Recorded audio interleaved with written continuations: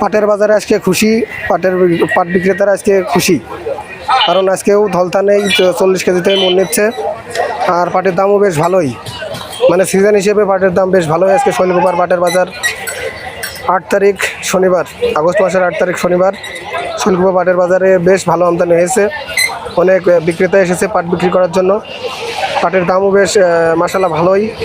তো চলুন জিজ্ঞেস করি পাট বিক্রি করেছে তার কাছ থেকে কত বিক্রি করলো।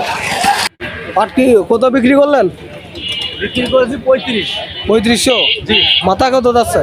মাথা 36। 3600। শৈলকুপার পাটের বাজার আজকে থমথমে বাজার। আজকে শনিবার, আগস্ট মাসের 8 তারিখ। আগস্ট মাসের 8 তারিখ শনিবার শৈলকুপা পাটের বাজার থমথমে। শৈলকুপা পাটের বাজারের আজকে আপডেট ছিল 3500 থেকে 3600, 3750 পর্যন্ত মাথা ছিল।